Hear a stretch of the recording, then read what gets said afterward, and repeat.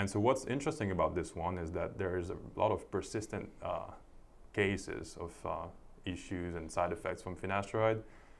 Even though they stop taking the medication, they still have side effects. And again, you don't want to say it's all in your head. Like, you don't want to have the typical 5-minute interaction with your doctor. Says it's all in your head. You know, I have 1,000 patients and no one else has persistent symptoms. But then what about when nocebo effects don't go away? Because this is a really interesting data. You would think that with people who had either placebo or nocebo effect, tell them, yeah, you were in the placebo group, that everything clicks and then they're all better. But what happens in those cases? I can bring up one medication that is quite infamous out there online for its renowned side effect profile. It's finasteride for hair loss. There's finasteride, there's dutasteride, so both are 5-alpha reductase inhibitors, so they block the conversion of testosterone into DHT, dihydrotestosterone, which is a more potent androgen. So if you go logical about it, it's like, oh my God, I'm blocking testosterone from becoming more potent. So then I'm going to have side effects from not having enough testosterone, whatever. So a lot of people do a lot of research on this drug, especially because a lot of young men take this drug and they don't want to lose their hair. So that's what we see. And obviously they're more internet savvy, or they like to do some research, Google or whatever. And you will find a bunch of websites that tell you, all the side effects and all the horror stories. And so what's interesting about this one is that there is a lot of persistent cases of issues and side effects from finasteride. Even though they stop taking the medication, they still have side effects. And again, you don't want to say it's all in your head. Like, you don't want to have the typical 5-minute interaction with your doctor. Says it's all in your head. I have 1,000 patients and no one else has persistent symptoms. So it's been studied. Again, it's about 2% of the patients on finasteride that get post-finasteride. But then it's also been studied. Oh, my bad. It's been studied, and it was 4% with persistent symptoms. And it was studied versus placebo. So people who never took finasteride, and they described side effects, sexual side effects, from what would seem like low testosterone, sexual dysfunction, or low libido, or no ejaculation, so you name it. And there's a 3x increase between both groups when they just get the drug or when they get told everything about the potential bad side effects. So it goes from like a few percent to like 30-40%. So it's pretty much a coin flip. If you know about the side effects from finasteride, there's a pretty good chance you're going to get side effects from finasteride. So it's crazy, because if you don't know and you just pop a pill, then you may have way less side effects. So yeah, what's persistent here is when you stop taking finasteride, 4% describe post-finasteride syndrome. There's no drugs anymore in their system. And in the placebo group, it's 2%. So, which is crazy, because they never took finasteride and they still have persistent side effects. So you're wondering, how do you have, side effects for the rest of your life? I mean, theoretically, or for months, if not years on end.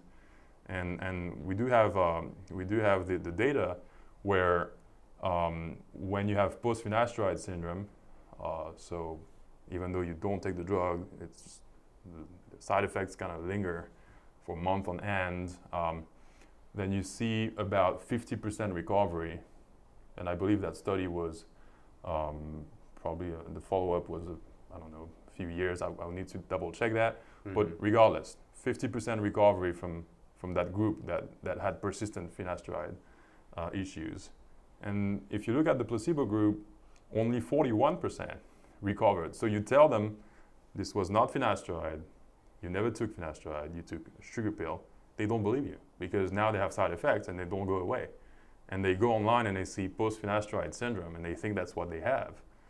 And like, you don't really know how to explain that, because you can probably pull up the data. You were part of the group that was placebo group, and so how do you explain this? I don't know. A good way to go is potentially testing, and that's what we recommend at Gillett Health when we have patients with post-finasteride syndrome. they can be part of the 4% that get post-finasteride syndrome. That's absolutely not a big deal. If you think about it, there's a lot of people that take finasteride. 4% of a big number. Of every prescription written is a fairly large population. Pretty large, right? And well, when we look at the data on finasteride, out of 100,000, recently there was a study, let me pull it up, there was 100,000 where about less than 0.1% discontinued treatment due to sexual dysfunction.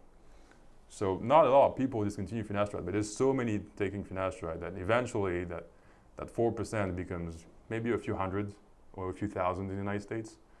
And out of 350 million people, well, it's mostly males taking the drug, but a lot of people take this drug, especially nowadays with hair loss. And we may see those people. So, when I'm talking to someone with post-finasteride, I'm like, well, let's see what's going on in your blood. We do blood work, and you want to make sure that there's no hormonal issue anywhere. And that's a big one. So there was a study from, what was it? The PROWESS, PROWESS, the PROSCAR Worldwide Efficacy and Safety Study that found that below 224 nanograms per deciliter, that's total testosterone. So total testosterone below 224, you have a higher risk of side effects from finasteride. So when we have those people, then we want to make sure that everything is in check otherwise, because testosterone is important, DHT is important, all that stuff. And that cutoff makes a lot of sense to you and I sitting here talking, because of course, if you have low androgens at baseline, you have DHT that's also giving you some androgen signaling, but then you essentially eliminate or reduce DHT by 70%. And this is PROSCAR in this case, so that's a 5 milligram dose. Then you're going to maybe get a 5% increase in testosterone. That's not going to offset your reduction in DHT by 70%. And I think it is important work that some of the advocacy groups have done as far as post-finasteride syndrome, because this year actually the FDA did put a warning for, it was either suicidal attempts or suicidal ideation on finasteride, because some people will take the medication and have some depression. We know that can be related to lack of androgens. So in part, is it a real phenomenon? Yes. And then is there also a psychological component to it? Also, yes. Just like you mentioned with the message boards. I mean, your ratio of people who have side effects and go to a message board, or go to a message board and have side effects, it's going to be much higher than somebody who just pops into Reddit and is like, oh, hey guys, I stopped losing my hair, everything's going well. That person has no reason to go into that community because their problem is solved. Yeah, you see that all the time online for sure.